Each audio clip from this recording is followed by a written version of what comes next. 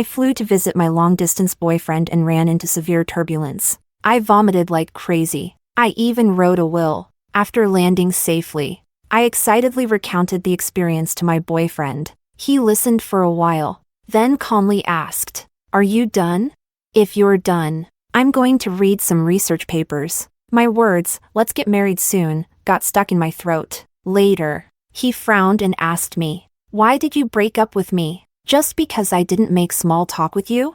I said, "Yeah, and I should thank you. If I hadn't left you, I wouldn't have realized that some people take every word I say to heart." Chapter 1. On Friday night, like usual, I took a flight to visit my long-distance boyfriend. But unlike before, this time I encountered severe convective weather. The plane shook violently at 10,000 meters, and even the oxygen masks dropped down. Around me, passengers were sobbing one after another. Every jolt of the aircraft felt like death was reaching out to me. I endured the most terrifying 30 minutes of my life. In desperation, I turned on my phone and hastily wrote a few lines of a will, thanking everyone who had appeared in my life. By the grace of the heavens, the plane finally landed safely. The moment we touched down, all the passengers burst into tears of relief. The whole brush with death experience was so intense. It felt like a horror movie. Even after I walked out of the airport, my legs were still shaking.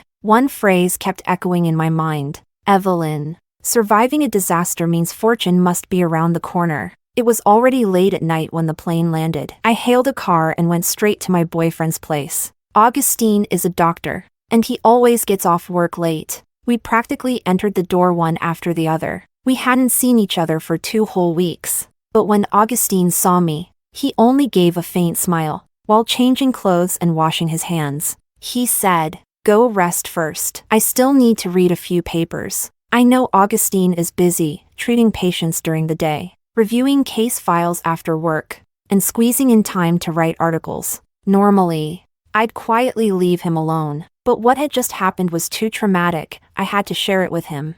I dropped my luggage and ran into Augustine's arms, clinging to him and talking nonstop. I told him that a woman 5 months pregnant was seated next to me, and she was traveling alone. I had to comfort her the whole time so she would stop crying. I also said that not long ago, my best friend had given me a safety amulet. Maybe it was Buddha's blessing that helped me survive this crisis. I had to return the favor when I got back. I laughed and cried, jumping around and rambling on for several minutes. But Augustine sat on the couch the whole time, barely moving, one hand loosely wrapped around me, the other resting on the armrest, slowly rubbing it back and forth. I know he does that when he's deep in thought, but I was telling him something so important. How could he be zoning out?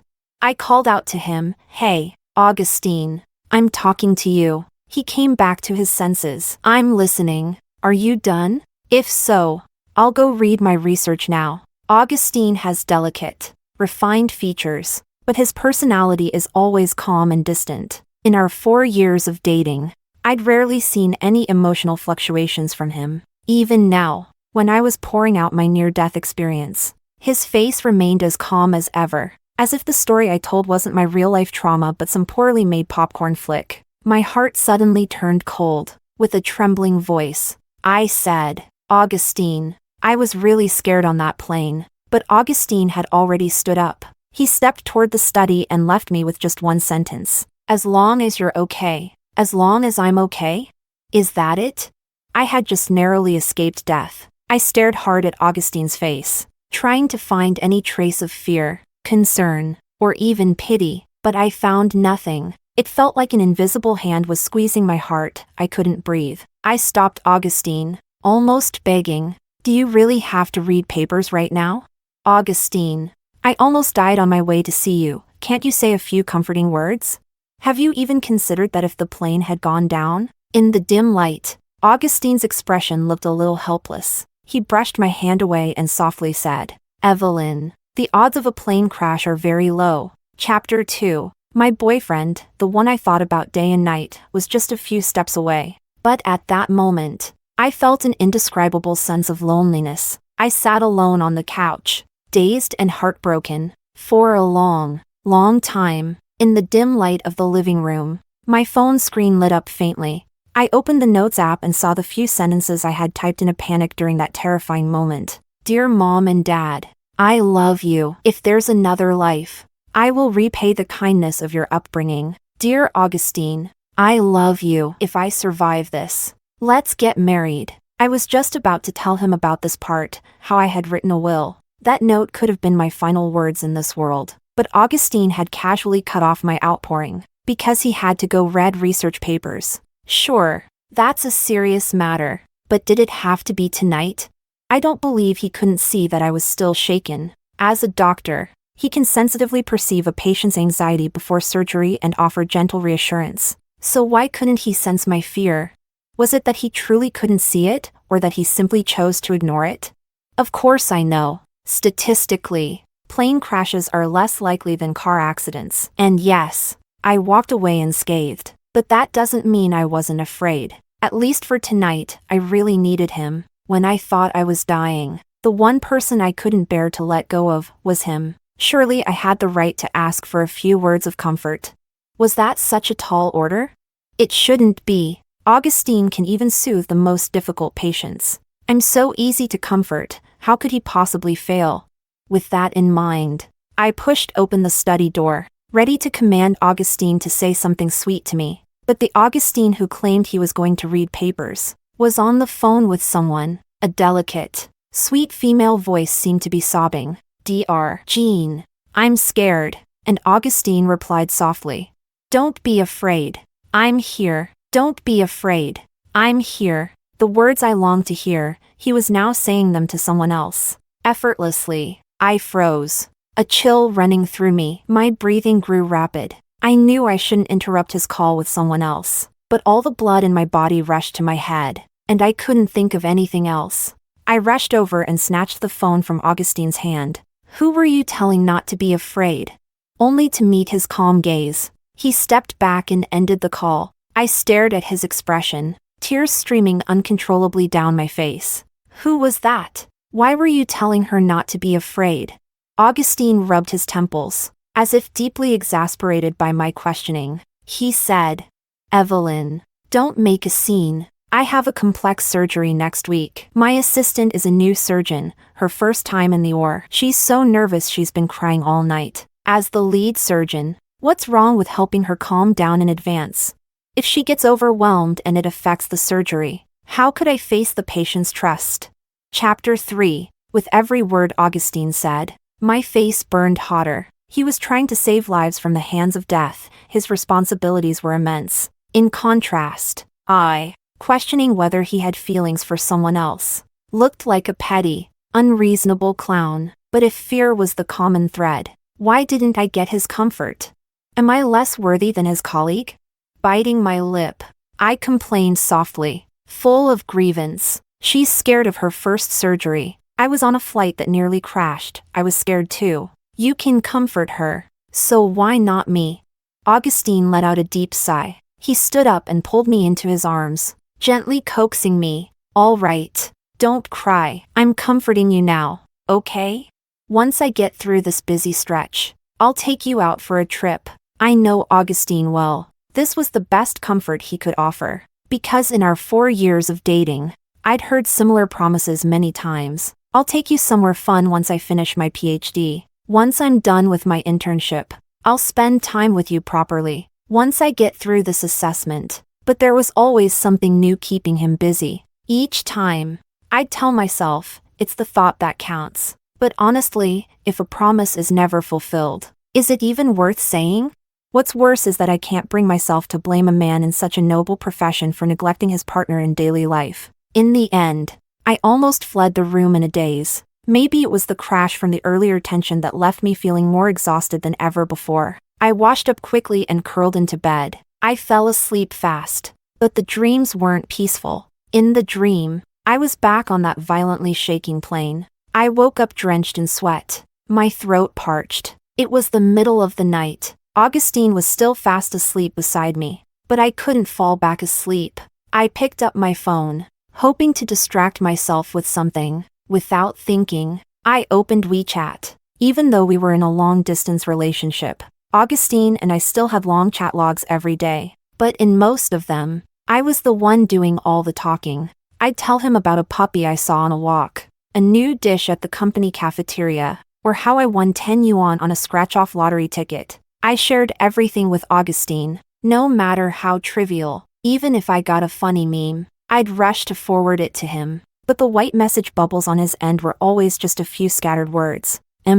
Got it. Okay. Busy. Up to you. And yet even those few words, I'd read them over and over, trying to guess what mood he was in when he replied. I've long gotten used to Augustine pouring most of his time and energy into his career, so I never minded if he took a long time to reply or didn't reply at all. I could still make my life feel full on my own. I didn't expect much from him when it came to small things. But in a moment where his girlfriend's life had nearly been on the line, why did he still seem so indifferent? I wanted to shake Augustine awake and ask him, "Do you not love me anymore?"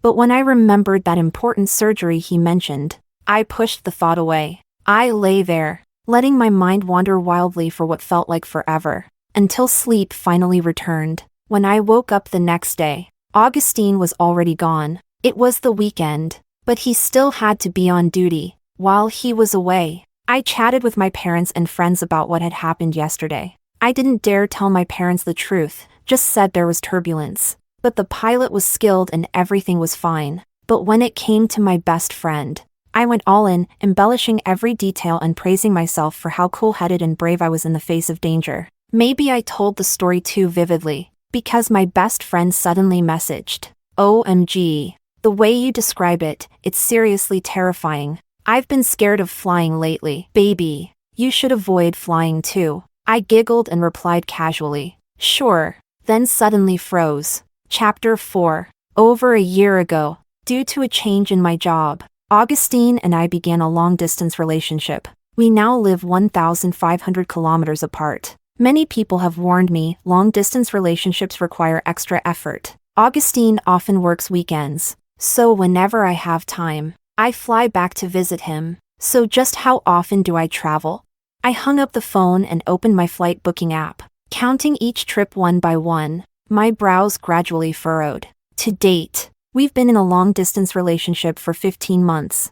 I've visited Augustine 14 times. He's visited me 3 times. One of those visits was just because he happened to be in town for a business trip. To get from my place to his, I have to switch between 3 different types of transportation and spend a full 5 hours on the road. It's exhausting, but I've never felt wronged, because every time, I set out with anticipation in my heart. I've always been understanding about how hard Augustine works, so why couldn't he be understanding when I was terrified during that flight?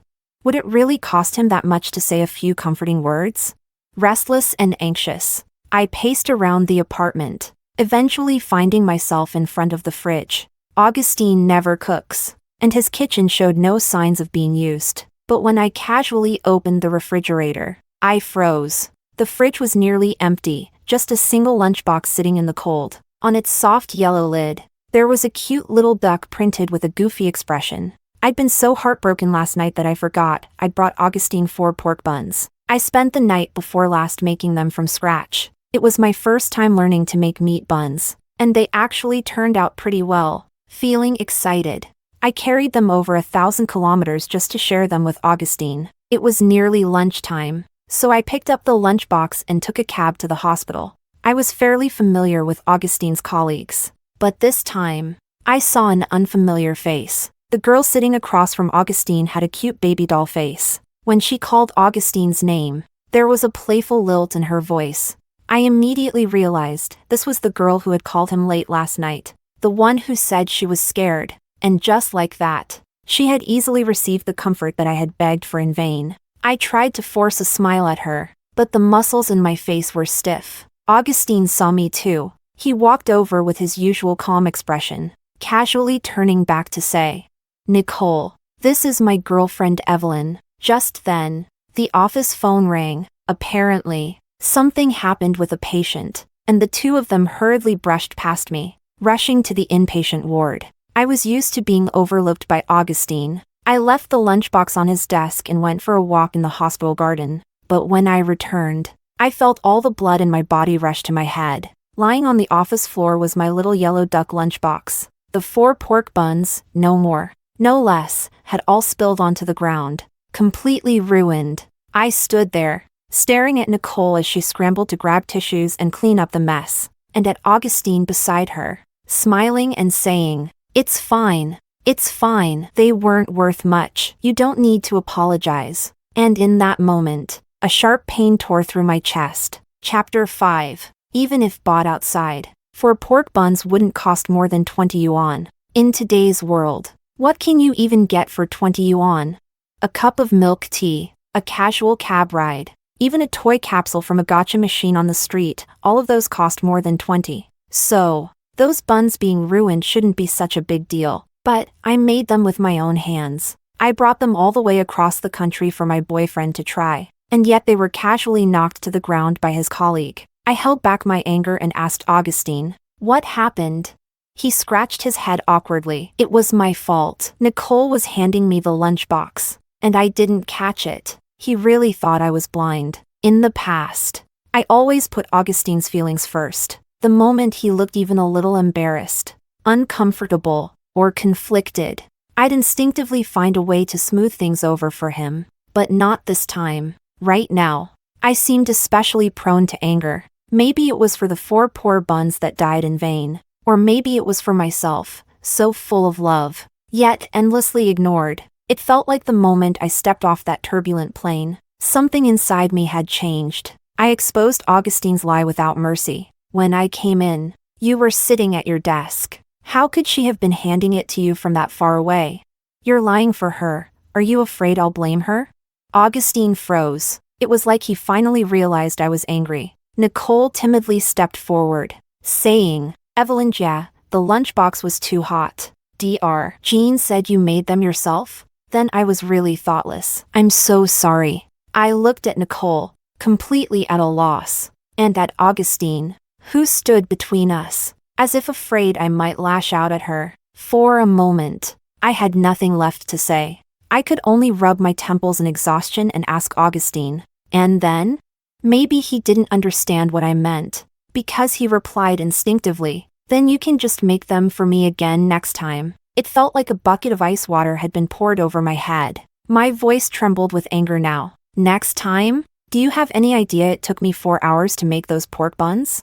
Then I had to carry them, take the subway for 50 minutes to the airport, go through security, board a 2-hour flight, and take a taxi to your place. And you treat them like this? Augustine, don't you think you owe me an apology?"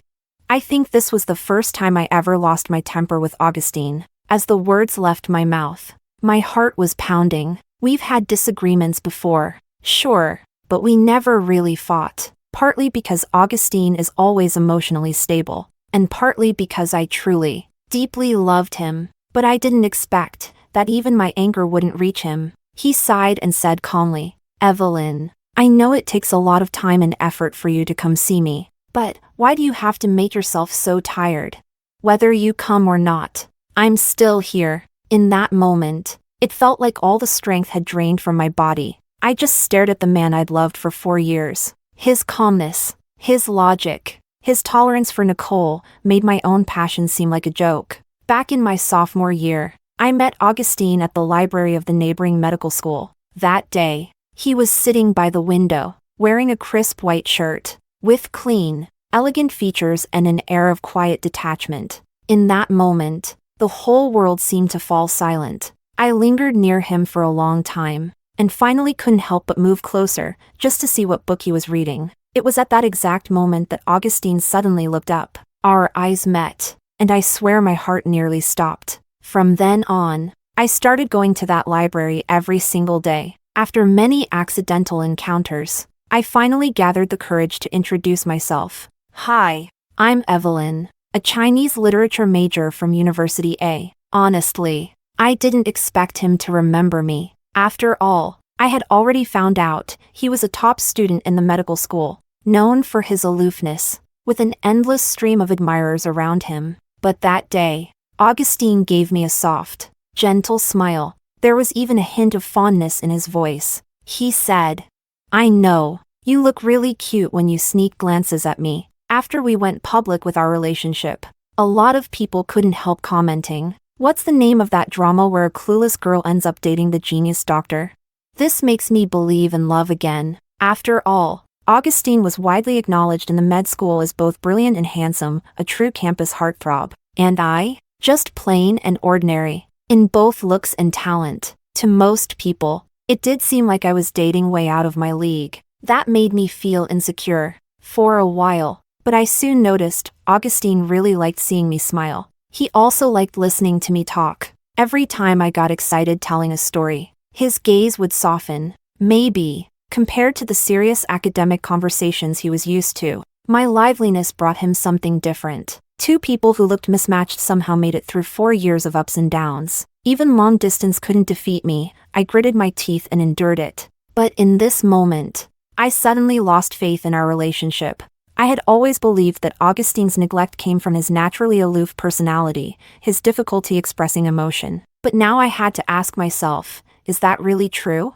He knows how to care for a colleague facing her first surgery. He even took the blame for her mistake, just to spare her the pressure of being scolded by me and risk her confidence in the OR. He actually has high emotional intelligence. He understands exactly how to behave, what courtesy to show in human interactions. It's just, he never extended any of that toward me. My fingers dug into my palms. I felt completely drained. Yeah, your method makes sense. I don't want to be this exhausted anymore either. If I stop coming to see you, your interactions with your colleagues will probably go more smoothly, right? I knew my tone carried a bit of sarcasm, and Augustine must have picked up on it too. For the first time, there was a flicker of frustration on his always calm face. The room fell silent for a long time. Then I heard him say, "The ingredients for the pork buns weren't expensive. Why get so worked up with her? She's been emotionally unstable lately. If this affects her during surgery, it'll be a real problem." He was exactly as I understood him, calmly analyzing the cost of an item, the likelihood of an outcome, then evaluating what our response should be, and what the consequences would be if we didn't act accordingly. But he deliberately overlooked one thing, that even for his girlfriend, he owed at least the same level of respect he gave a colleague. I fought through the pain stabbing in my chest, steadying my breath as I asked Augustine, "When do you get off work?" Not knowing what I meant, he replied plainly, 3 more hours. That was enough. Enough time for me to go back to his place, pick up my luggage, and leave him. Funny, really. Back when I decided to confess to Augustine, it took me 2 whole months to prepare mentally, but deciding to leave him? Took less than 2 days. Chapter 6. I had thought about whether I should say goodbye to him. After all, love, like everything else, should have a beginning and an end. Back when I watched TV dramas, I never understood why the female lead always cried her heart out during a breakup. It looked pathetic and stupid. But now, I think I get it. The moment you try to completely rip your love for someone out of your body, tears become worthless. And emotions? Impossible to control. I nearly lost it. Almost turned around and stormed back to Augustine's place to curse him out. But, what for? If I showed him how much pain I was in from losing him, wouldn't that just be giving him the satisfaction?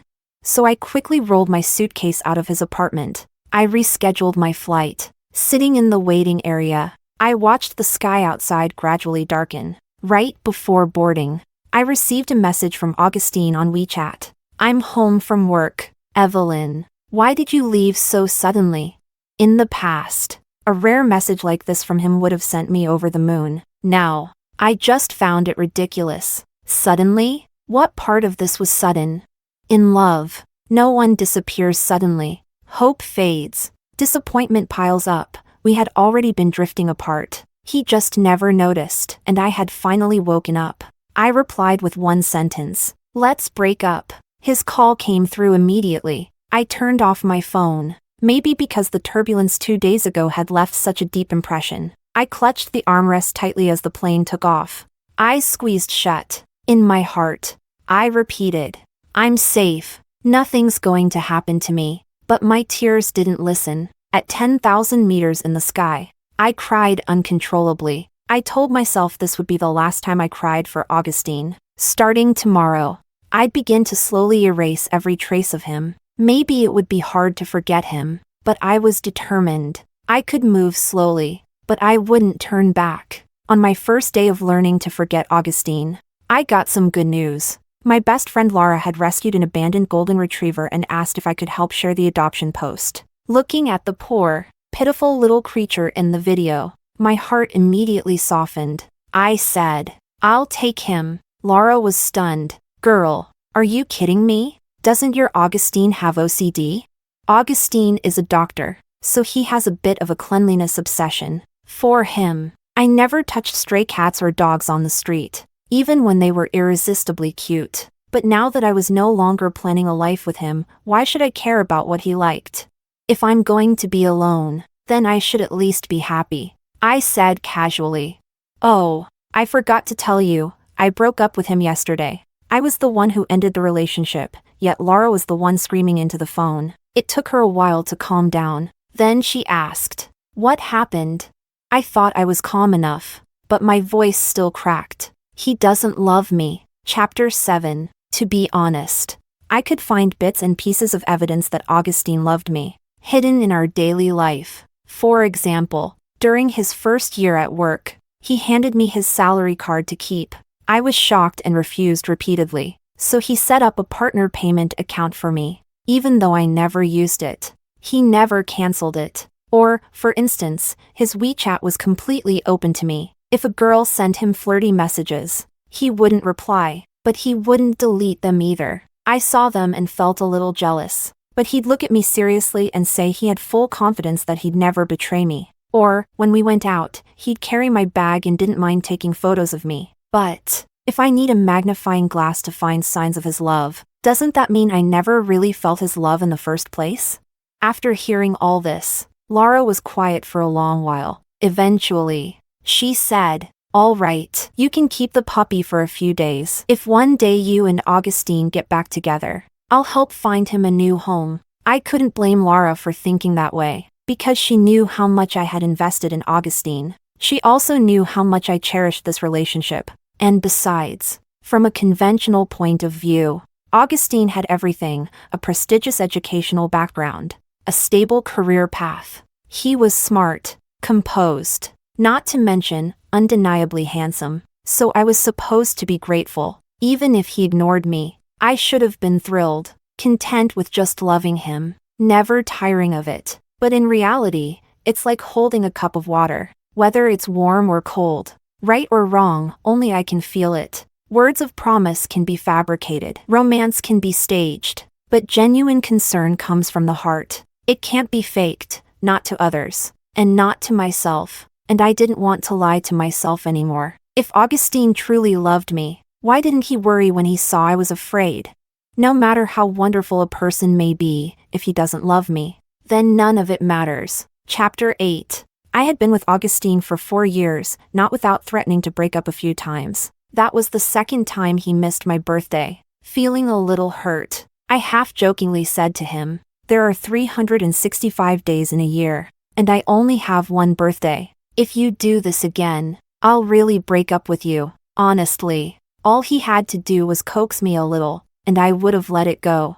I didn't want some photoshopped picture just to show off on social media. What I wanted was his promise that he'd spend every one of my birthdays with me from now on. But Augustine said, "Evelyn, I hope that if we ever break up, it'll be a well-thought-out decision, not something said in a moment of anger. If you decide to break up, I won't stop you, because when a patient falls ill is never something I can control." See? That's just how he is. Always calm, rational, logical to a fault. So maybe that's why, after I brought up breaking up, and he called and I didn't answer, he just never reached out again. Turns out he was even more decisive than I was. Maybe me bringing up the breakup actually made him feel relieved. At that thought, I exhaled too.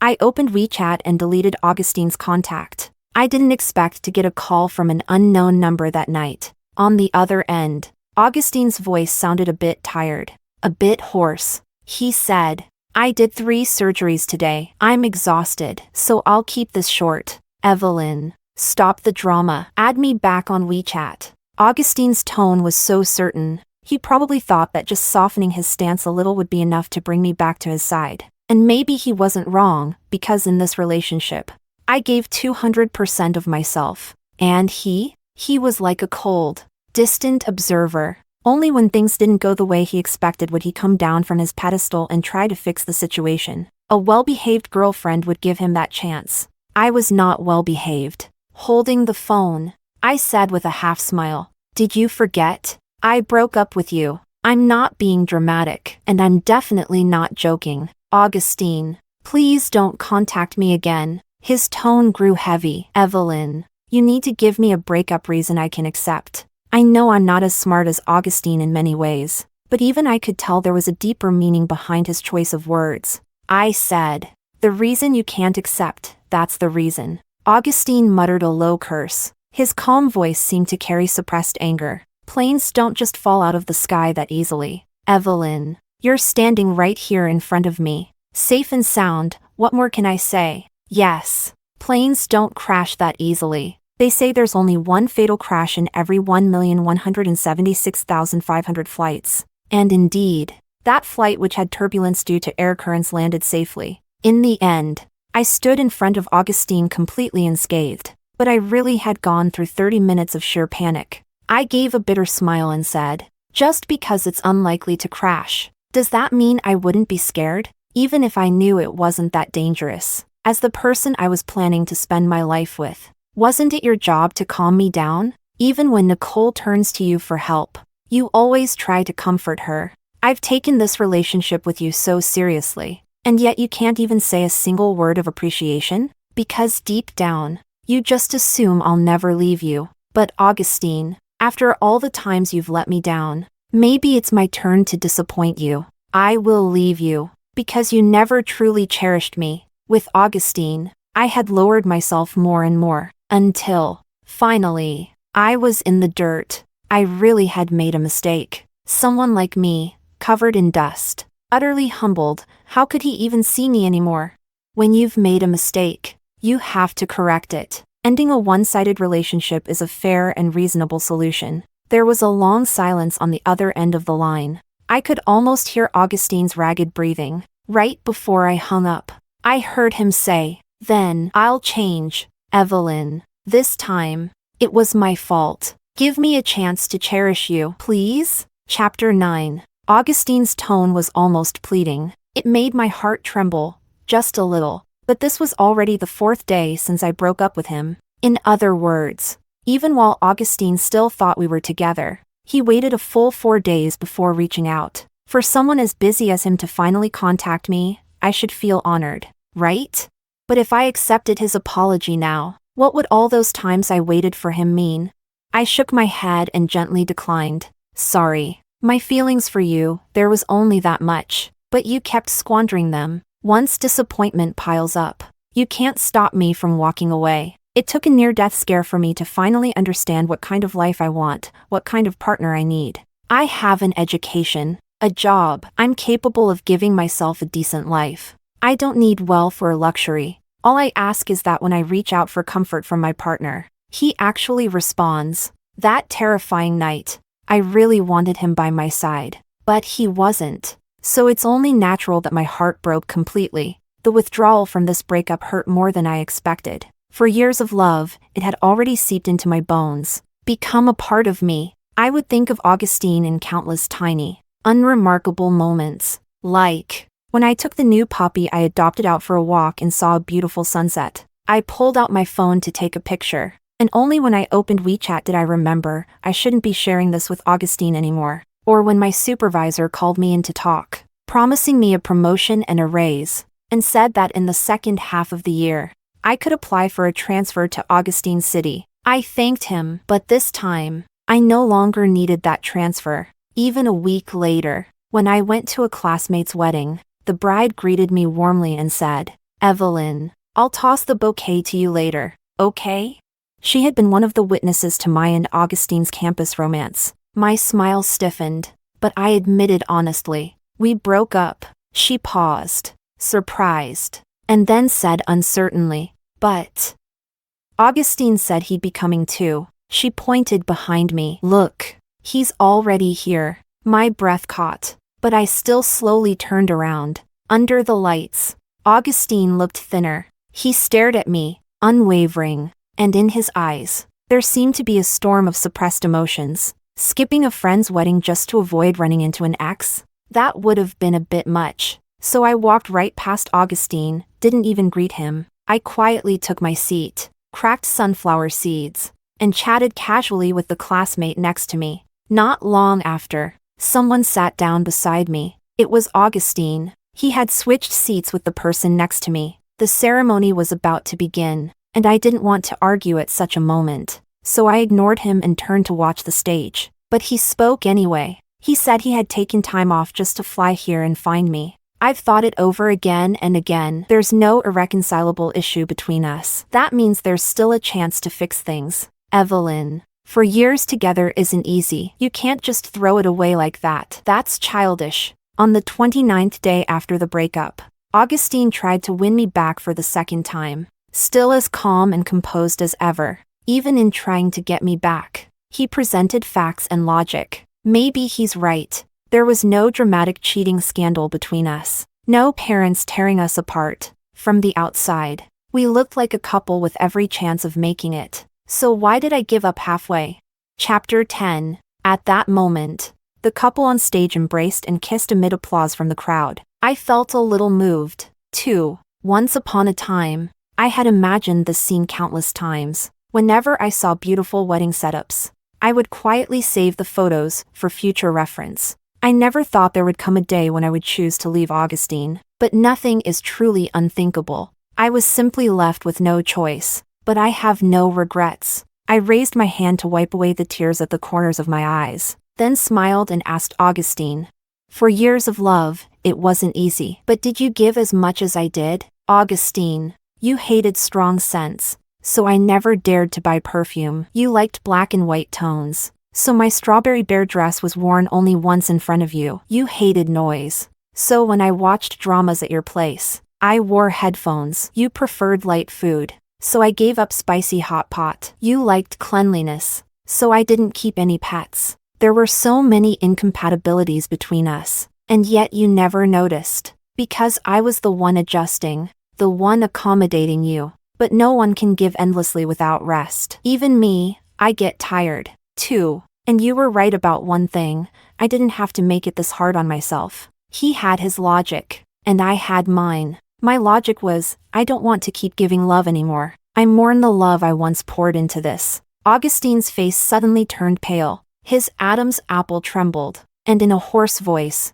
he promised, I'll change. Tell me what to do. I'll change everything. You don't have to accommodate me anymore. Evelyn, let me be the one to compromise now, please? I really don't want to lose you. This time, I could see it for certain, there were tears in Augustine's eyes. So even someone as calm and composed as him could break down. Maybe he loved me more than I'd thought. But, is that all?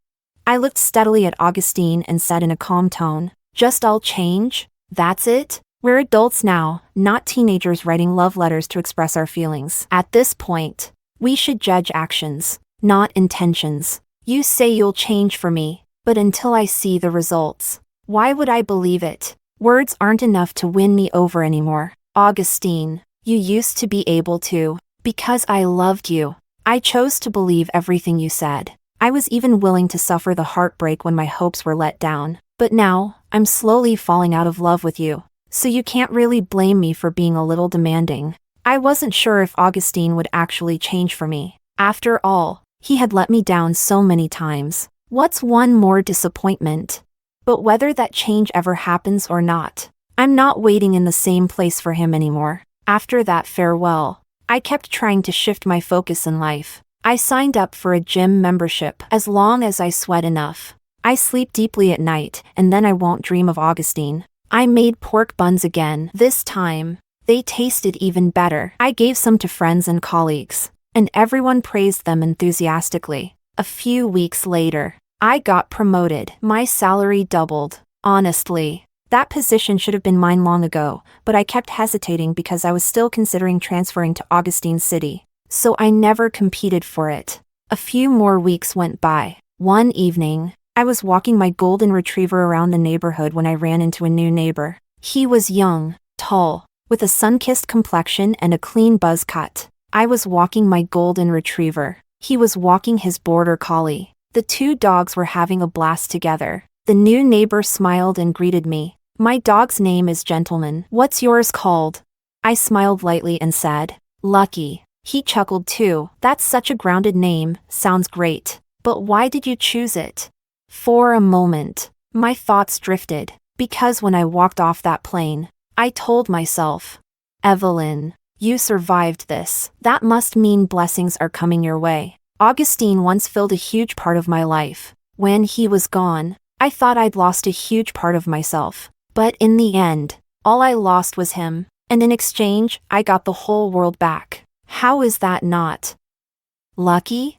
And so, on the 77th day after the breakup, I met a new friend. His name was Daniel. Chapter 11. Daniel was a children's soccer coach who worked at a training center near our neighborhood. Whenever I passed by their practice field, I'd often see him laughing and joking with a group of kids. You could tell, he was full of fire and energy, nowhere near the refined and elegant or suave gentleman type. Our interactions were casual from the start. Sometimes when we ran into each other while walking our dogs, we'd stroll together for a bit. If we didn't cross paths, that was fine too, no pressure. Neither of us were chatterboxes, but when we found something we were both interested in, we could talk for hours. Eventually, we added each other on WeChat. Daniel always replied to my messages quickly. If there was ever a delay, he'd make sure to explain why. Because of work, I'd sometimes go on short business trips. Whenever I asked him to help walk my dog,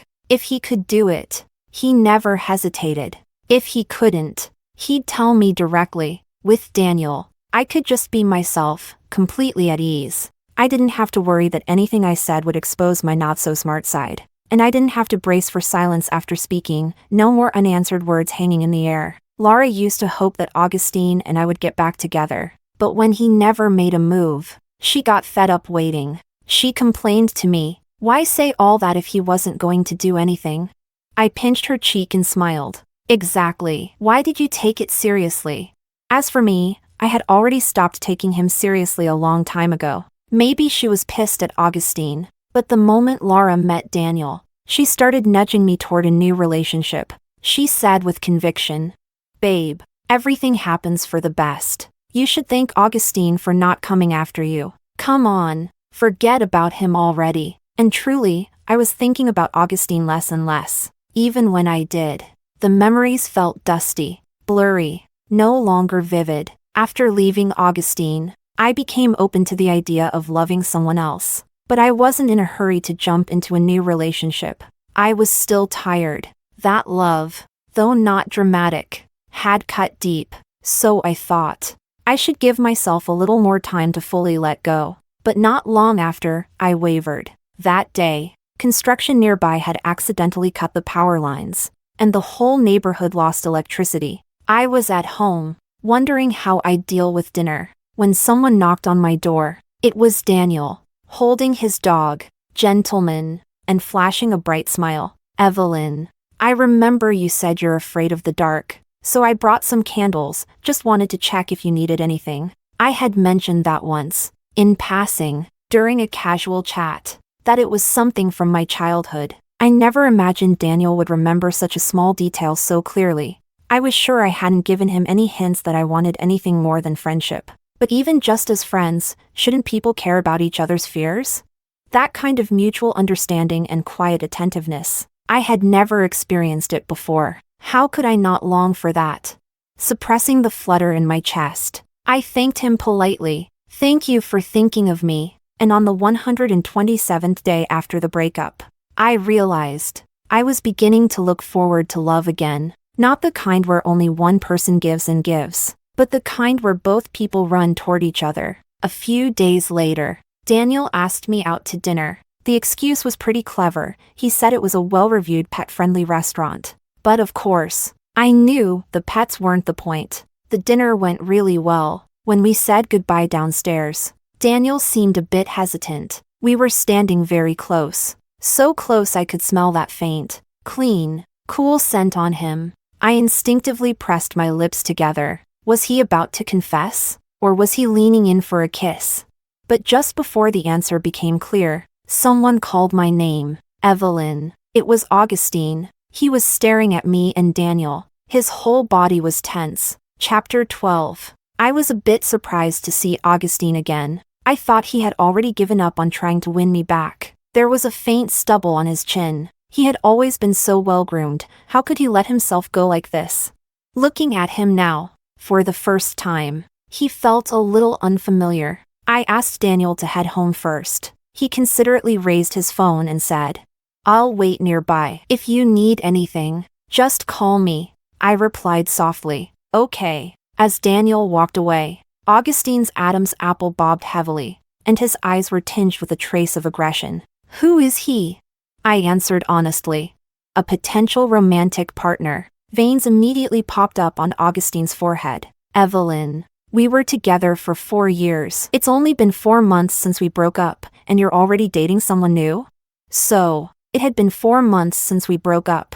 I had thought the days after our breakup would feel endless and unbearable, but having made it through, it didn't feel so bad after all. I looked up at Augustine. "We broke up. I hope you won't come looking for me again." I turned to leave, and Augustine panicked. He reached out instinctively to stop me, though his hand didn't touch me. "I have something important to tell you." He stared at me, as if he didn't want to miss a single change in my expression. "There's an opportunity for me to go on an overseas training assignment. If you agree, I'll choose a program near your city and do a 1-year fellowship here. After I complete it, your job can apply for a transfer too. We'll be in the same city again, and you won't have to travel back and forth anymore." "Evelyn, you said you wanted me to make changes to prove my love for you. Well, I've done it. Don't choose him, choose me, okay?"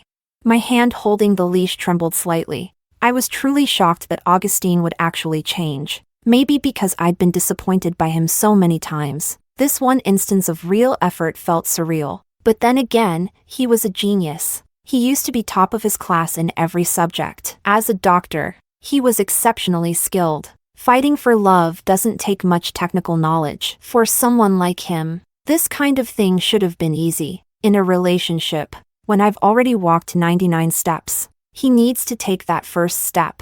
And now, I had taught him how to take that first step. The rest, maybe, could be taught slowly too. But, do I still have the patience for that?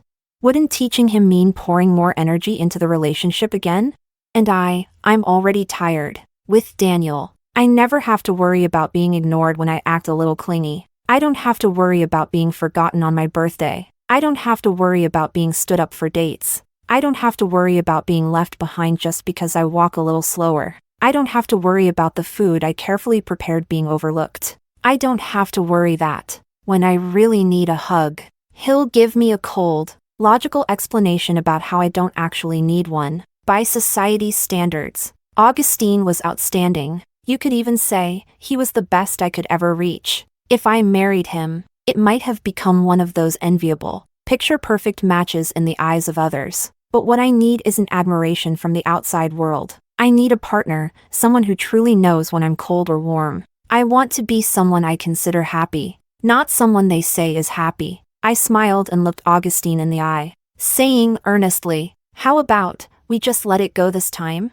But next time, you need to remember the things I taught you. Don't let the next girl who loves you down again." Augustine's pupils contracted sharply. He looked like he wanted to say something more, but my puppy bared its teeth at him, forcing him to step back repeatedly. I gave Augustine a little smile. "Let me introduce you. This is Lucky, because I feel so fortunate to have left you." A flash of pain crossed Augustine's face. He choked out, nearly gritting his teeth. "But leaving you makes me unhappy." Hearing that, my brows furrowed slightly, but the feeling inside me, like silk thread slowly being unwound, told me I had done the right thing. There are many voices in this world. I want to listen to the one that resonates most closely with my own heart. I took Lucky and walked home. About half an hour later, I went to draw the curtains and was surprised to see Augustine still standing under the streetlight. The light stretched his stiff silhouette long across the pavement. Why hadn't he left?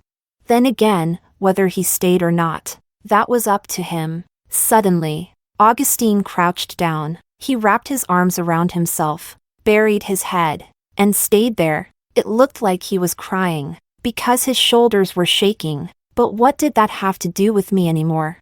He had finally become someone irrelevant to me. The rose had already withered. No matter how sincerely he tried to water it now, I would never change my mind. Was there regret? Of course there was. How could there not be? He was the person I had loved with all of my youth. The beginning of our story was perfect, but after that, we never intersected again. Still, I'm going to plant new flowers now, grow new fruit, because life must move forward, and it should only get better from here. Chapter 13, Extra. Augustine sighed. Augustine had always found his life rather dull. He had perfectly inherited his parents' intelligence, and was lucky enough to be blessed with striking looks as well. Because of that, his academic and career paths had been smooth and successful. His life resembled a steadily rising straight line. Everyone envied him, but only he knew he found no joy in anything, until he met Evelyn. Whenever he saw her, she was always smiling. But Augustine didn't understand it. Her family background was average. She wasn't particularly beautiful, and her intelligence was nothing remarkable. So why was she always so happy? She was like a wildflower growing freely in the mountains, not conventionally beautiful, not something fit for the center of a grand stage, but full of life. And that was precisely the part he was missing. And strangely, he found himself liking her. At first, he thought being in a relationship was just a hassle. He'd seen his roommate in love before. That girlfriend constantly made a fuss, demanding 1-month dating anniversary gifts. She even exploded in public because the roommate forgot what dress she wore on their first date. If the roommate had a meal with a female classmate, she'd lose her mind. Augustine could only frown at all this. Love was too much trouble. If possible, it was best not to love at all. That was Augustine's conclusion. But Evelyn was the exception. She was truly obedient and gentle. She was considerate, forgiving, always yielding, as if she had no temper at all. With her, he could show up late for important dates. He could reject foods he didn't like.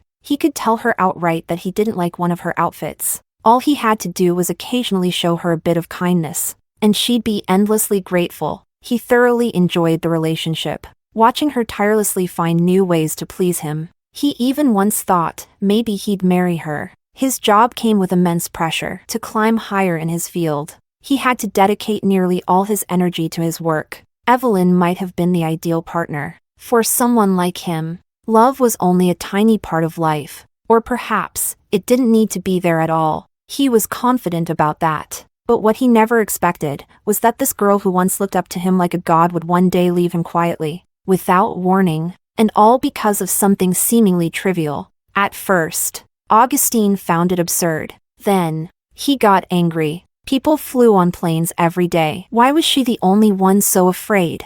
Statistically, the chance of something going wrong was nearly zero. And in the end, she was perfectly fine, sitting right there in his living room. So what use was his post-incident comfort or reassurance?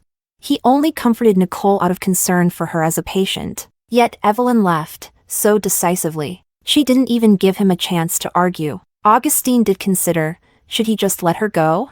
He had told her long ago, breaking up wasn't a joke. Once it happened, he wouldn't look back. If Evelyn could leave over something so small, what was to stop her from leaving again over something else? He didn't have the time to deal with that. And yet, somehow, before the breakup, he could focus on work without distraction. After the breakup, his mind kept wandering back to her. Augustine realized that he truly depended on her, was deeply attached to this relationship. So, deciding to fly to her city and speak some gentle words to win her back, that was already the biggest concession he could make. He had always disliked travel, but for her, he endured 2 hours of flight noise. Still, she was unmoved. The always gentle girl had suddenly grown sharp-tongued, so much so that even he couldn't handle it. She insisted he show real, visible change. Augustine was irritated. He had gotten used to her always putting him first. Why couldn't she just stay that way? So, he decided to set it aside for the time being, but he slowly realized he couldn't find motivation for anything anymore, not even for work. After hearing about the breakup, Nicole actually pursued Augustine for a few days with enthusiasm, but he was too indifferent, and she sensibly gave up. His colleagues tried setting him up with other women, but he didn't even bother to look. One of them teased. Dr. Jean, your standards must be sky high. So what kind of woman do you actually like?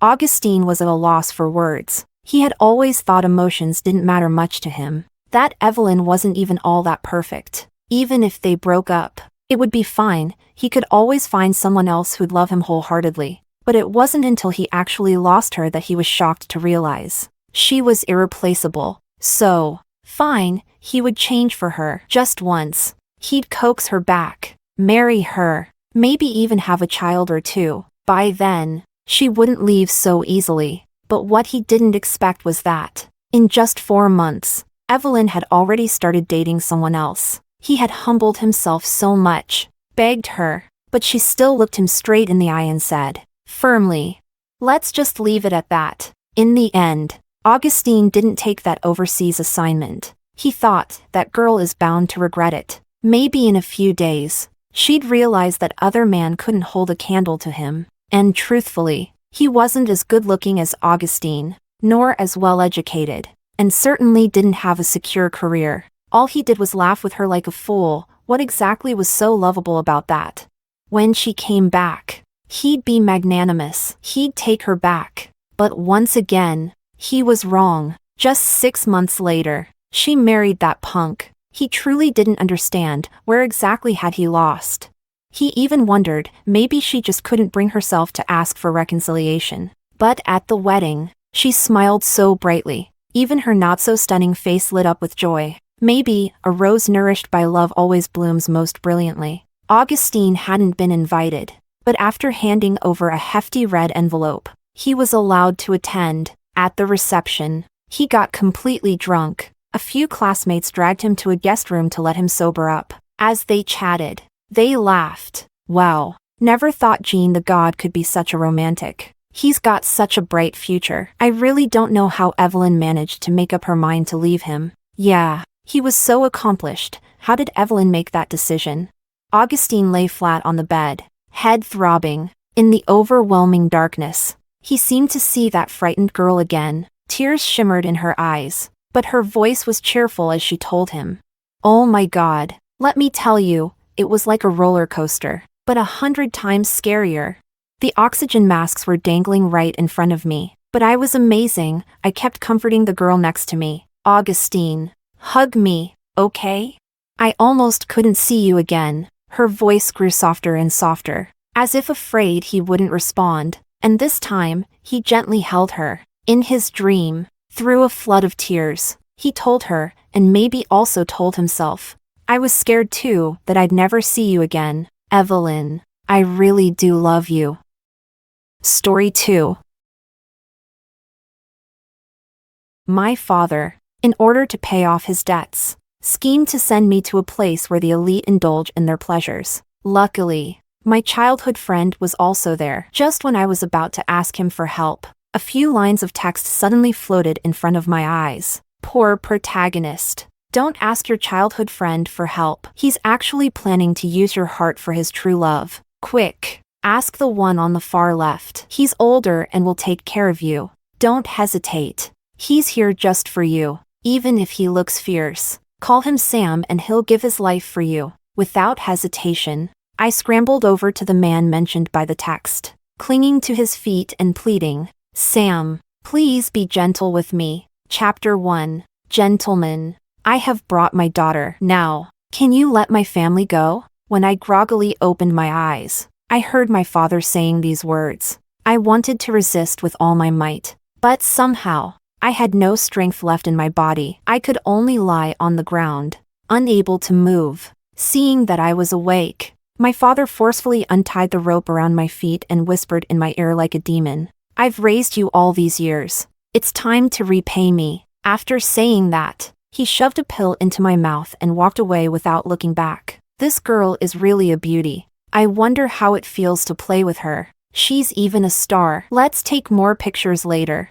The room filled with nauseating, mocking remarks. I was instantly overwhelmed by fear and despair. I realized he had brought me to a place where the elite indulged in their pleasures. Those brought here as playthings either ended up ruined or dead, but my own father was planning to trade me with these people in exchange for his future. Driven by the desire to survive, I forced myself to get up, finally seeing the surroundings clearly. Not far from me was a row of sofas, occupied by men in suits. The lighting was dim, so I couldn't see everyone's face clearly, but those whose faces I could make out were looking at me as if I were a product, making me feel disgusted.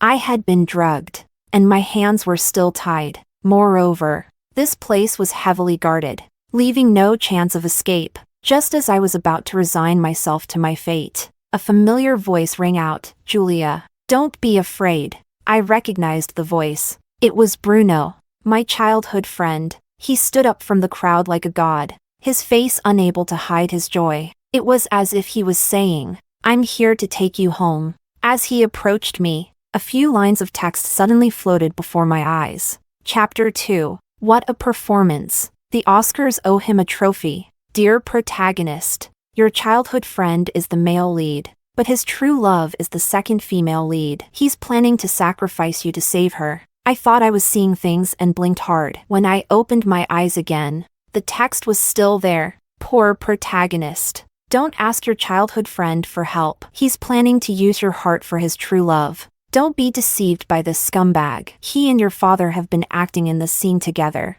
Now I believed it. Because Bruno really did have a true love with a heart condition. And because of this true love, a rift had grown between us. Even though we had been close since childhood, he said it was to avoid misunderstandings. Not long ago, he suddenly took me for a full medical checkup, saying he was concerned about my health. I even grinned like a fool at the time, thinking that I could get a free checkup while also taking care of my health. So I happily went along. Joining us for the medical exam was my father, who had already gone through a checkup not long ago. So why was my dad coming along? And what was his connection with all this? Oh my, the more I thought about it, the scarier it seemed. Now Bruno was already in front of me, reaching out his hand, and I hesitated. Staying here would mean being played to death. Going with him would mean getting my heart cut out and dying. Either way, I was going to die. Just then, the floating text became lively. Here he comes. Here he comes. The second male lead has finally arrived. Quick, ask the one on the far left. He's older and will take care of you. Not that much older. Just 9 years your senior. Cling to his leg, and you'll definitely survive. Don't hesitate. He's here just for you. Even if he looks fierce, call him Sam, and he'll give his life for you. My eyes lit up in an instant because I had found a lifeline. When faced with "I'll give my life for you" or "give me your life," any sane person would choose the former. You rotten scumbag. Get lost. I don't know where I got the strength, but I lifted my leg and kicked Bruno, knocking him to the ground. Then, under the shocked gazes of everyone, I scrambled over to the man that the text had mentioned, clinging to his feet. I knew this was my only chance to survive. So I used a pleading tone, afraid he might refuse. "Sam, please be gentle with me." Only after saying it did I realize how shameful those words sounded. Chapter 3. After a few seconds of silence in the air, I heard a light chuckle above me, and then a large hand firmly gripped my chin, forcing me to look up. In an instant, I was met with a pair of mesmerizing, almond-shaped eyes. The man's lips were smiling, but there was no hint of warmth in his eyes. He looked intimidating, yet his flawless, perfect face made it impossible to look away. "Give me a reason to be gentle with you." He increased the pressure, causing a sharp pain, and I suddenly realized that my life was still in his hands. Sure enough, the more charming they are, the more dangerous they can be. The floating text started offering advice again. Don't be fooled by him. He's pretending to be calm, but inside he's screaming like a groundhog. Say you love him. Quick. Say you love him. He might look like a seasoned player, but he's actually a pure-hearted guy, and he can't handle teasing. As an actress who has been in the entertainment industry for years, playing the role of someone deeply in love was a basic skill. So I went with the first rule of acting: crying scenes must be quick, and you have to create your own atmosphere. At this moment, I could already feel the tears welling up in my eyes, and my voice trembled with grievance. Because I love you. You know, ever since I was little, my father didn't care for me. And my mother didn't love me. I didn't know what love was until I saw you. My heart, my lungs, every organ in my body is telling me I love you.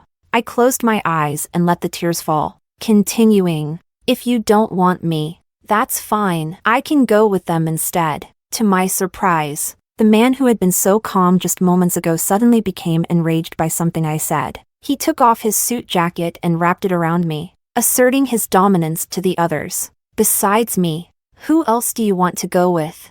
Who would dare take what's mine? Be good and stay with me, and I'll protect you for life. And I assume no one here has any objections, right? The last sentence was laced with a threat, as if he was ready to kill anyone who dared to defy him. I covered my face and trembled, pretending to cry, but in reality, I was laughing like crazy. In the capital's elite circles, only the mysterious Mr. Sam could act so boldly. He was so elusive that there wasn't a single photo of him online. Today was the first time I'd seen what he looked like. His power and influence were beyond description. If I could have someone like him as my backer, then life would be a breeze. As I laughed, my body began to feel hotter and hotter. I thought it was just the adrenaline rush from being so excited. So I didn't pay much attention and continued smiling, until it felt like my very life was burning up.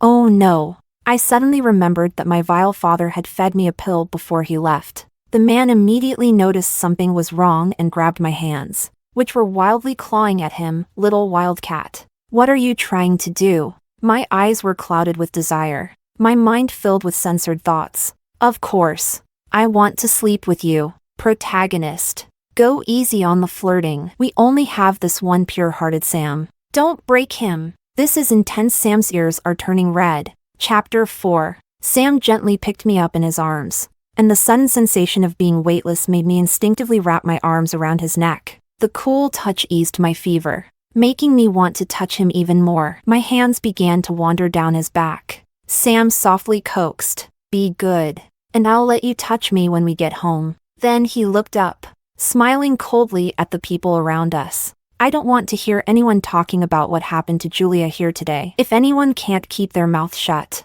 I can always pay them a personal visit. Everyone quickly nodded in agreement, promising to take the secret to their graves, except for Bruno, who clenched his fists, looking unwilling. In the end, he stubbornly called out to Sam, who was about to leave. "Sam." Sam's expression turned dangerously dark as he cut Bruno off. "Do you have a problem?" Bruno was self-aware enough to know that if Sam wanted to take me away, no one could stop him. He could only give up. No. Chapter 5. Sam carefully placed me in the car and instructed the driver to drive quickly. "I'm hot. Hurry and let me cool off." I didn't care that there were other people in the car. I started to tug at Sam's clothes, hoping to find some relief from the heat. But there was always a hand stopping me. Getting increasingly frustrated, I wanted to shout in anger, but what came out was a soft, gentle voice. "Don't move, let me do it." After saying that, I could feel the person holding me tense up.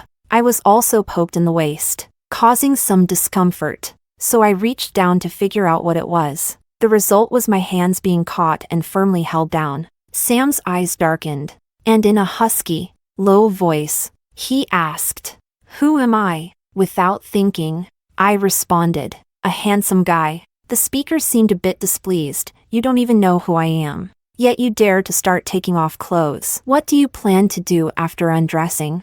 "I want to take a little penguin, mix concrete with pasta, and dump it into the Pacific Ocean, then put on a bikini and go find a polar bear to dance hand in hand." My dear Julia, even when you're out of it, you can still speak so coherently. Although his tone was indulgent, I only caught the part about being out of it and thought he was scolding me. I whimpered softly, "You're being mean to me, and I feel awful." "All right, we're almost there." He wasn't lying. The car soon drove into the grounds of a large villa. Chapter 6. When I was finally laid onto the soft bed, I couldn't hold back the burning heat anymore. I wrapped my arms tightly around his neck, not letting him leave. Crying, I poured out my grievances. "Why did it take you so long to get here? I'm suffering.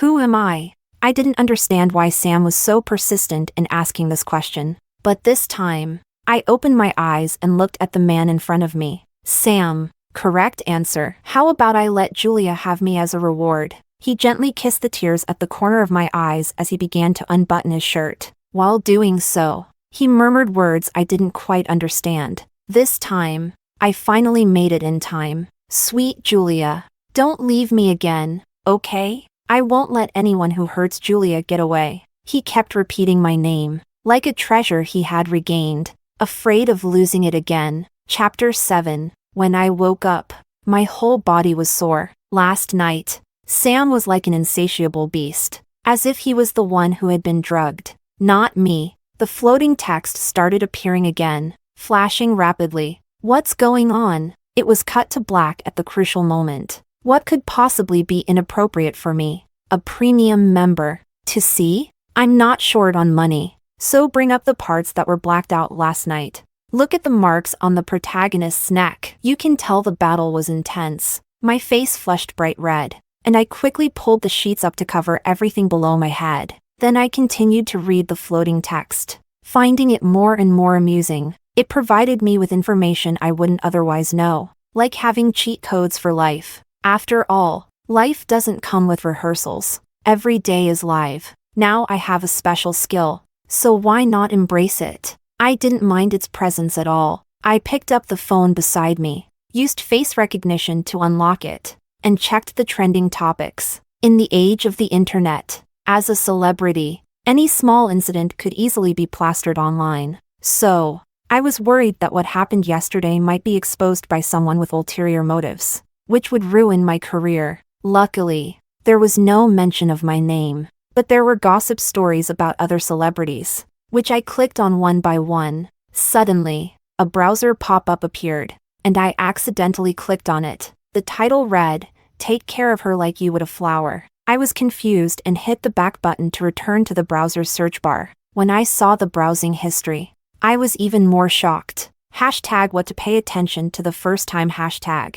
Hashtag how to make it more comfortable hashtag. Oh my, what kind of suggestive phrases are these? And how did they end up in my search history? Chapter 8. You're holding my phone. I didn't know when Sam had appeared at the door, but he stood there with a slight smile tugging at his lips, his eyes fixed intently on me. Startled, I accidentally flung the phone away. Oh no, I forgot to press back. The phone was still on the page with the search history. If Sam saw it, wouldn't he know I found out his secret? Would he silence me? I shivered involuntarily, and my mind raced to find an excuse. My mouth, following my brain, blurted out everything I was thinking. The first time. You know, it's normal to be inexperienced, but I enjoyed it, so I'm definitely up for next time. Julia, how can you say that with such a straight face? I bet Julia is going to toss him a 200 yuan tip in style. Sam squinted slightly, giving a look that sent a chill down my spine. It seemed I didn't compliment him the right way. Well, if I couldn't praise his skills, I could at least compliment his looks. I softened my tone, pretending to be mysterious. Sam, do you know why dinosaurs went extinct? Because their arms were too short, and they couldn't applaud when they saw your beauty. He furrowed his brows and clicked his tongue, sounding a bit regretful. Looks like I didn't try hard enough last night if you still have so much energy. As he spoke, he took long strides toward me, his hands behind his back, hiding something. I immediately shut my mouth, watching his actions closely, until he placed a bowl of noodles on the table. Your favorite, hot and sour noodles with a fried egg, from that place in Alley. The anxiety in my heart finally eased. But the next second, I was on alert again. How did he know I loved the hot and sour noodles from that alley, and that I always added a fried egg? Have you been investigating me? Sam carefully unwrapped the outer packaging and then stirred the noodles, just as I would when eating them. The process was identical to mine. I like that place too. We ran into each other a few times. You just don't remember. I was surprised. That's impossible. Someone who looks like you, I'd remember after just one encounter, let alone a few. Sam's brows furrowed slightly, and I knew better than to keep talking, so I quickly shut up. As expected, a man's heart is as unfathomable as a needle in the ocean. He's impossible to figure out. so I decided not to even try. I quietly finished the noodles, not even leaving a drop of soup behind. After I finished, Sam said he had to go to the office to deal with some matters. Before leaving, he repeatedly told me not to go out and said if I needed to go anywhere, to wait for him to take me when he got back. He didn't explain why, but I had a scene to shoot today, and if I didn't show up, I'd have to pay a huge penalty fee. Besides, my agent had called dozens of times while I was still unconscious, urging me to show up.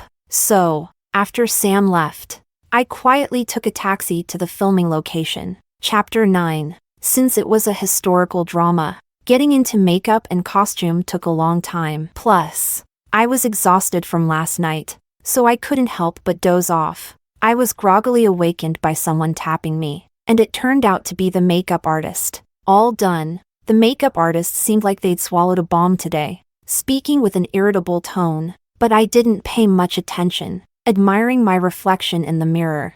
I quickly noticed something was wrong. I was playing the main villainess, and my look was supposed to be more seductive, but the reflection in the mirror showed a pure, innocent style, with mostly white headpieces. The more I looked, the more it resembled the protagonist's makeup. I grabbed the makeup artist, who was about to leave, and asked, "Isn't this the wrong makeup? This looks like the leads." The makeup artist gave me a disdainful look, as if avoiding the plague, and moved away. The director's orders. I don't know the details. I was utterly confused. What had happened to make everyone treat me so coldly?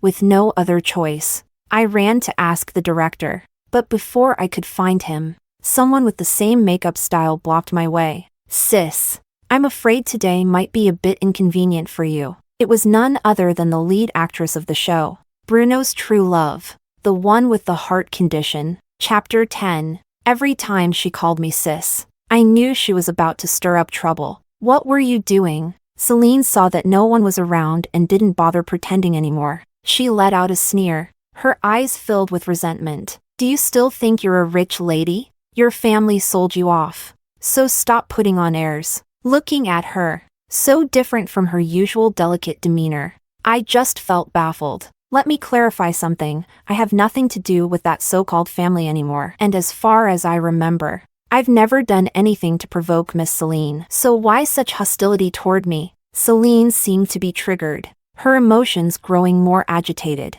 "Why should everyone revolve around you? They should all be mine." I shot back, equally irritated. "Revolve around? What? You think they're a merry-go-round? Honestly, who can understand this? Even a gold miner wouldn't find such pure nuggets. But here I am stumbling across one." Seeing Bruno approaching us from a distance, I smirked and reminded Celine, "Look, Bruno's coming. Now you can ask him why he wants to be a merry-go-round." I have to admit, while Celine's acting isn't great on set, she's a master off-screen. The moment she heard me mention Bruno was coming, she immediately clutched her heart and reverted to her frail, helpless persona. "You know I have a heart condition, and there are a few wirework scenes for which they haven't found a stunt double yet. The director noticed you and I have similar builds, so they decided you would temporarily be my double." "Julia, please don't be upset." Bruno, who had just arrived, caught the end of her explanation. He frowned,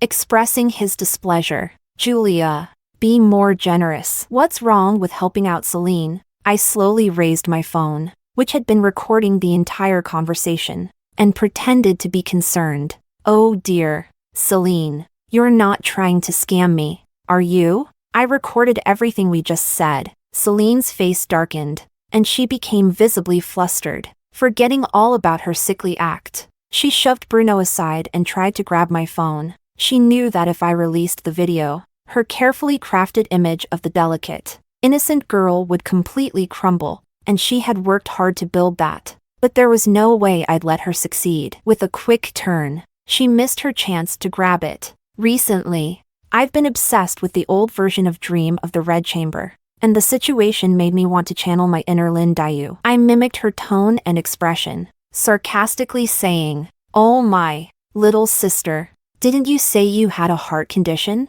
How come you've got the strength of an ox?" Seeing his beloved getting bullied, Bruno was distressed. "Enough, Julia. What on earth are you trying to pull? Look at that. How one little comment could make Big Brother so anxious. Little sister's leaving now, so don't go around biting people randomly, okay? Sometimes, being cheeky is just so satisfying. Chapter 11. I felt like I had just won a battle, happily walking towards the set. And then I got slapped by reality. The director threw the script on the ground in anger, pointing at me as he yelled, "Either do the shoot or leave." There are plenty of people who would love to play villainous. The director seemed to think of something and softened his tone. "You just have to be a stunt double this one time. It's a small thing, or else the entire schedule will be delayed." Even though I've been in the entertainment industry for years, without any backing, I've always been in a lukewarm state. Honestly,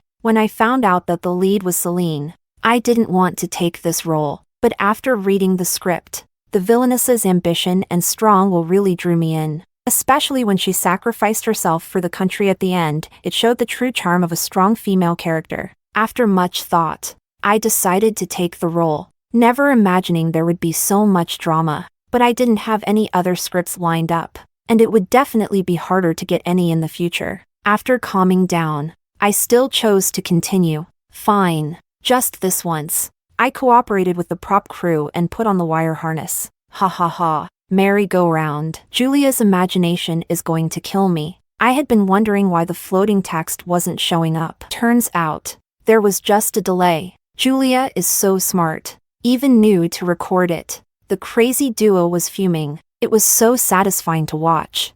The floating texts were all praising me. But slowly, the messages started giving me chills. They were all telling me not to go on the wires. Please don't. Julia. Why is the plot happening earlier than it should? Don't fall for it. The wires have been tampered with by the male lead. In your previous life, you got hurt while on the wires, passed out, and he took your heart. What was your previous life? What are these texts even talking about? I can't make sense of any of it. But now it was too late. The director had already called for action. Looking down at the thick layer of foam mats below, I could only recite my lines and brace myself to jump down. In the next life, I will avenge the grudges of the past. Chapter 12. The moment I jumped, a sharp snapping sound echoed across the set. Everyone turned to see the source of the noise and found that one of the wires holding me had snapped. The sudden shift caused me to swing violently, and my landing spot was now off target from the foam mats. Some people frantically tried to grab the ropes to slow my descent. Others hurried to push the foam mats to where I was likely to fall. It seemed chaotic, but everyone was acting in an orderly manner to take emergency measures. In the end, I crashed heavily onto a single layer of foam mat, saving my life but causing me to pass out. Just before my eyes closed, I thought I saw Sam. Chapter 13. I had a dream. In the dream, after my father sold me off, Bruno saved me. Bruno comforted me, telling me not to be afraid and saying that he wanted to marry me. Although he was my childhood friend, I didn't have feelings for him. But seeing how he rescued me in a moment of crisis, I decided to give him a chance. Bruno brought me to his villa, saying it would be our new home and that I could stay there without worry. He was concerned about my health and had doctors give me thorough checkups every day. Over time, faced with his constant care, I started to develop feelings for him, and I agreed to marry him. On the day he proposed, I saw his true love, Celine, crying in the corner, her eyes red from tears.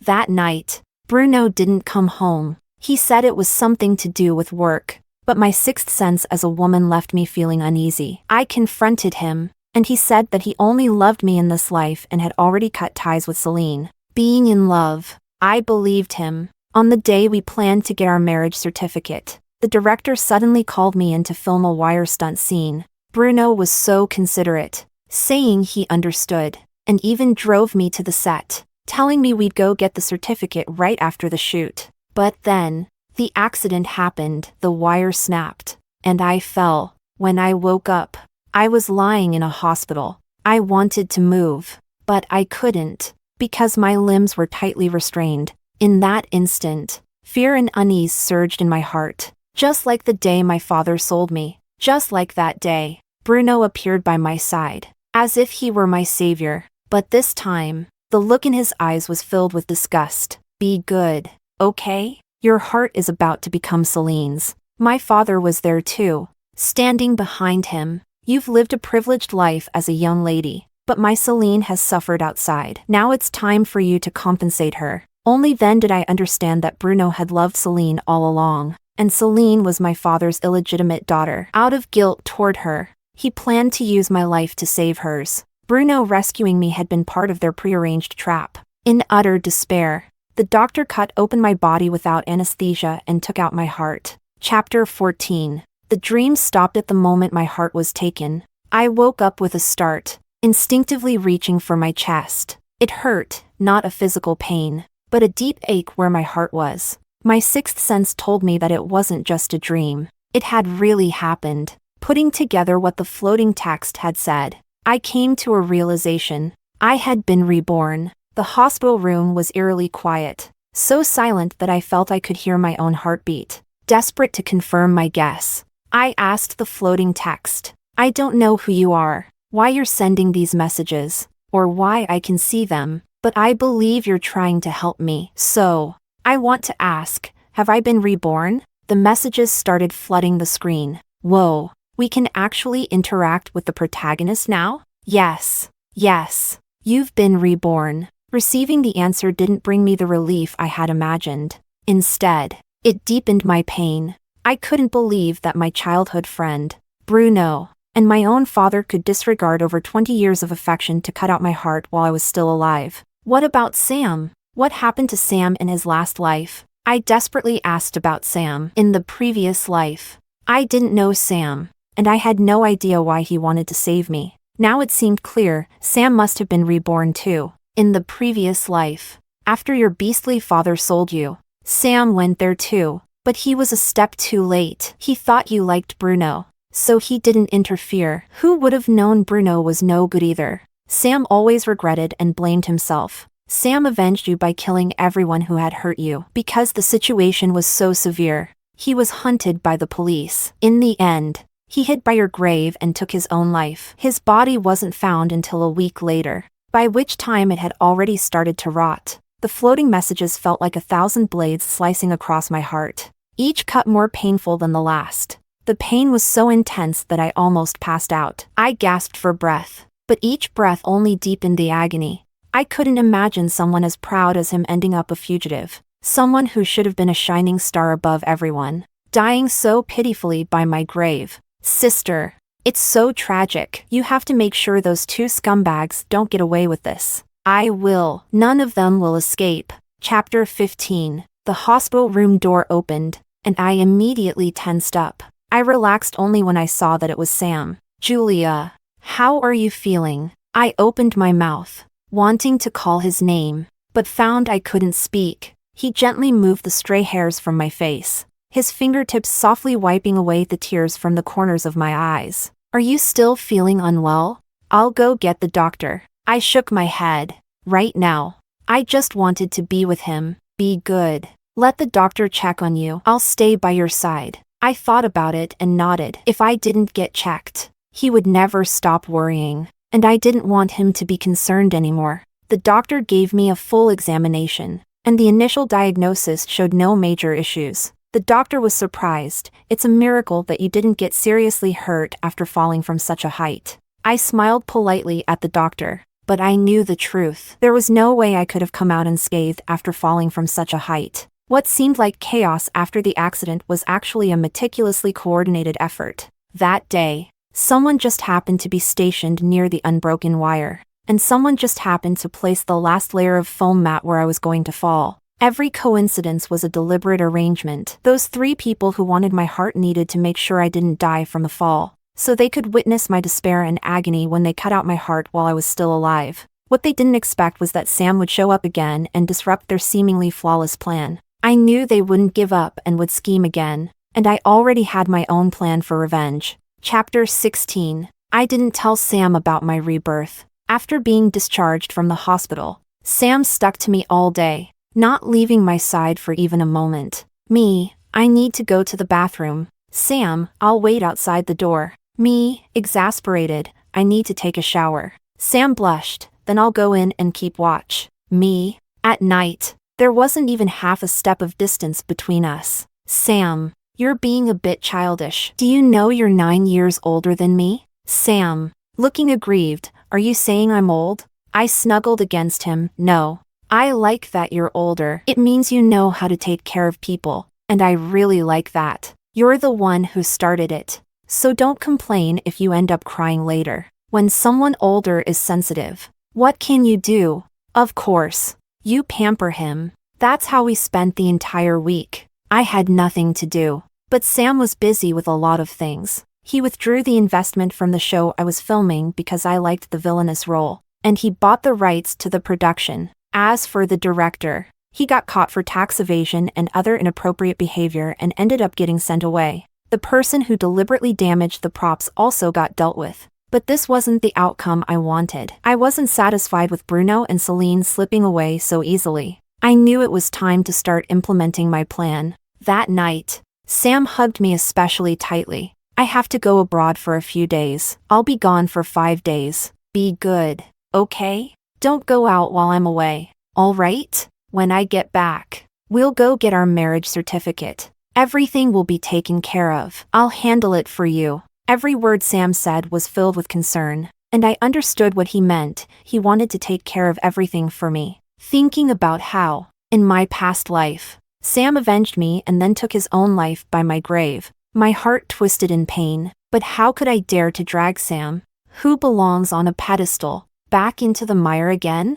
I closed my eyes to suppress my swirling emotions, and when I opened them again, I met Sam's intense gaze. All right, I'll wait for you. Chapter 17. Bruno's information was so out of touch. It wasn't until the 3rd day after Sam had gone abroad that he messaged me, wanting to meet up. I didn't hesitate to agree. I chose a cafe near the hospital as the meeting spot. You're meeting me alone. Won't your true love be upset? Bruno, who had been keeping his head down, lifted it, trying to appear defensive. Don't be like that. Celine really wants to be your friend. Maybe even he didn't believe those words when he said them. And I certainly didn't. I can't afford a friend who would try to take my life. But I couldn't show my true feelings just yet. I first pretended to be a little surprised, then gently curved my lips into a smile, acting as if I was genuinely pleased. Really? Then let's give her a chance. Where is she? Bruno didn't seem to expect me to agree so readily, and a hint of unease flashed in his eyes. She's at the hospital right now. If you want to. I didn't give him a chance to finish. I picked up my bag and stood up, looking as if I couldn't wait. It's not far from here, so I'll go see her. All right. Chapter 18. Bruno took me to the hospital, and he seemed very uneasy. He was so guilty that he couldn't even look at me, avoiding eye contact as he spoke. I pretended to be cautious and stopped, pointing to the surgery room ahead as I asked, "Isn't that a surgery room up ahead? Why are you bringing me here?" Bruno, with his back to me, kept his face hidden as he walked ahead and pushed open the doors to the surgery room. "She's inside." I nodded. "Oh, okay." Then, I followed him into the room. Seeing the empty surgery room, I let my fear show, making sure Bruno could notice it. As soon as I entered, I immediately turned around, trying to leave. "There's no one in here. What are you trying to do?" But Bruno blocked my way, and I watched as he quickly locked the doors. I smirked internally. He wasn't locking away my escape route, he was locking away his own. He turned to face me, and for once, there was a look of guilt on his face. "Julia, I'm really sorry, but without a good heart, Celine won't live much longer, and yours is a match for hers." I screamed in terror. "What are you trying to do?" Bruno pulled out a leather strap, taking slow steps toward me. "Can you give her your heart?" I continued to retreat, forcing a few tears out to make it look like I was genuinely scared and crying. "You're doing something illegal. Do you want to end up in prison? The surveillance has already been tampered with, and I've paid off the doctors. No one will know." I watched as the doctor slowly approached from behind him, and his face overlapped with the one I remembered from my previous life. But this time, it wasn't me who was caught. I suddenly stopped, tilted my head, and gave him a cold, mocking smile, my words dripping with sarcasm. "Really? The surveillance was only just turned off now. What? As he voiced his confusion, the sedative was already being injected into his body. The game starts now. Chapter 19. When Bruno woke up again, Celine was lying beside him, and I was sitting between them, casually playing with a small knife. I looked at Bruno with a faint smile. Awake? What are you going to do? The tables had turned, and now he was the one asking what I intended to do. I pretended to think and innocently said to him, the thing you wanted to do but never got around to. Bruno wasn't completely stupid. He quickly understood what I meant, but when he tried to lift his limbs, he realized that I had chained him down, leaving him to struggle desperately on the bed. This is illegal. Look at that forgetful mind of his. I already told you, didn't I? The surveillance was turned off after you revealed your plan because this private hospital belongs to Sam. It was very easy for them to cooperate with me. He still refused to give up and shouted at me. Then what about the doctor? Annoyed by his noise, I pressed a hand to one ear and said the words that would shatter his hope. He took your money, so why wouldn't he take mine? I'm not as stingy as you. I paid him double. Celine, who had perhaps been disturbed by all the noise, began to show signs of waking up. I clicked my tongue and said to Bruno, look at that. You've woken up your true love. What if her poor little heart can't handle it? Celine slowly opened her eyes, and when she saw me, her face filled with terror. I raised the small knife and waved it at her. Hi, it's me. Celine's voice was no longer sweet. It trembled uncontrollably. How are you still alive? Of course I'm alive. Otherwise, how would I get to see you die? I put on an innocent expression, but the words that left my mouth were venomous. Look at your delicate skin. If I were to peel it off, would it make the most perfect piece of art in the world? Under their horrified gazes, my smile grew wilder, more accurately described as maniacal. It's better to be a little crazy. At least then you can live happily. You wanted to be together forever, didn't you? I'm helping you. If you die together, you'll be together forever. Ha ha ha. Scream louder. Pleading before death is the sweetest music in the world. What do you think? Would the sound of blood gushing from your neck make it even more beautiful? Julia has gone completely wild. My goofy protagonist has turned into a full-blown psycho. Julia, calm down. You can hand over the evidence to the police. Yeah, if you kill them, you'll get arrested. What will happen to Sam? Just as the knife was about to cut Bruno's throat, the door was kicked open. A beam of light streamed in. Julia, stop.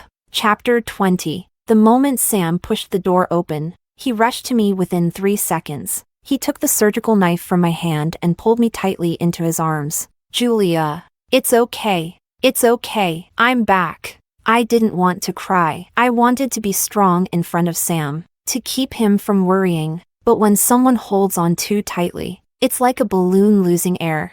They become weak, especially in the face of care from the person they love most. I was afraid he'd think I was disobedient, so I fought back my tears and tried to keep my voice from trembling, timidly asking him, will you abandon me because I didn't listen? Sam cupped my cheeks with both hands, making me look up at him. At this moment, he looked exhausted. His eyes reddened with emotion, and his voice was choked. I won't blame you. I only blame myself for not protecting you. At that moment, I couldn't hold back any longer and threw myself into his arms, crying uncontrollably. Every time I've been in danger, Sam has always arrived to save me. I'm so lucky to have him pamper me unconditionally. But at the same time, I hate my own helplessness, making him clean up my mess every time. There, Julia. Don't cry. We'll hand over the evidence to the police and let them handle it. Sam didn't want me to repeat the mistakes of the past. If I killed them, I'd end up like he did in our previous life, being hunted, but without making them feel the same pain they put us through. I couldn't let go of the hatred in my heart. However, letting the police handle it was the best solution. Okay, we'll hand it over to the police. Chapter 21. That day, Sam transferred all the evidence to the lawyer. The surveillance video from the operating room only captured the part where I lured Bruno into revealing his plan to take my heart. Aside from that, all the other hospital footage could prove that I was coaxed into being there. So, it was certain that Bruno would be convicted, and everyone involved would be brought down with him, except for Celine, who refused to admit anything. Bruno and my father both tried to protect her, claiming that Celine didn't know the full extent of the plan. But that didn't matter. I had my own way of ensuring Celine faced the consequences she deserved. I released the video from that day online, allowing all netizens to witness her true colors. I also gave the entertainment reporters the information about Celine being an illegitimate child. These two pieces of evidence were enough to shatter all the personas she had built over the years, from the pure, innocent girl to the wealthy heiress. Although she tried her best to deny everything, she got caught in an endless cycle of trying to prove her innocence. The netizens weren't easy to fool. Soon, they dug up her past problematic statements, as well as photos and videos showing her ambiguous relationships with certain directors. In the end, she was completely blacklisted from the entertainment industry. Everyone who had hurt me received the punishment they deserved. Chapter 22. After everything had settled, I took the initiative to apologize to Sam. I wore Sam's favorite lace nightgown. My attitude sincere. Mr. Sam, I promise I'll listen to you obediently from now on. I always felt calling him husband was too cheesy. But Mr. Sam was just perfect. Besides, no matter what I called him, Sam would respond. Sam, who had been busy with work, paused when he looked up and saw me. He cleared his throat twice. Julia, you don't have to listen to me. Never compromise and try to be someone else for anyone. Even if that someone is me. Just follow your heart, and I'll always be your support. I could see he was trying to act calm, but the redness at the tips of his ears betrayed his true feelings. Don't like it? I twirled around, giving him a full view. His soft gaze lingered on me, and the redness from his ears spread across his whole face. Baby, stop teasing me. Yes. We were now legally married. The book said it helps to strengthen the relationship between spouses. We have a long life ahead. So Mr. Sam, be prepared. The floating messages, which had been absent for a while, appeared again. Sam is probably thinking, young people really know how to play. Please, no black screens this time. I'm begging you. Throwing confetti for a happy ending. Wishing Mr. Sam and Miss Julia a long, happy life together. Thankfully, it's a perfect ending. I wish you two endless happiness. The floating messages gradually faded from my view until they disappeared completely. I knew this meant the book's story had come to an end. But the end of the book didn't mean the end of our story. Our world is still here, and our exciting life continues. Extra 1. Sam wanted to take me on a vacation, and he asked where I wanted to go. An idea popped into my head. I want to climb all 5 sacred mountains in 5 days. Go rafting in Guizhou. Search for the wild man in Shenanjia. And bungee jump off the Macau Tower. After hearing my list, he furrowed his brows, hesitated, and finally said, "Are you going on vacation or facing a trial?" In the end, all the places I mentioned were categorized by him as danger zones. I clung to his arm, whining, "Please, let's go." He pointed at my belly, helplessly. "Do you remember you're pregnant?" Oh, gosh. I almost forgot. I was already 4 months pregnant, but forgetting about it wasn't something new for me. The baby seemed to be here to repay a debt because, for the past 4 months, I'd had no morning sickness, ate everything happily, and was full of energy. In the end, Sam took me to a small town in Jiangnan. He said it had mountains, water, and fresh air. I added, "Yeah, perfect for retirement." He affectionately ruffled my hair. "Don't jinx me into old age." I gasped. When did you learn to use internet slang? How could I not? When my Julia is 9 years younger than me?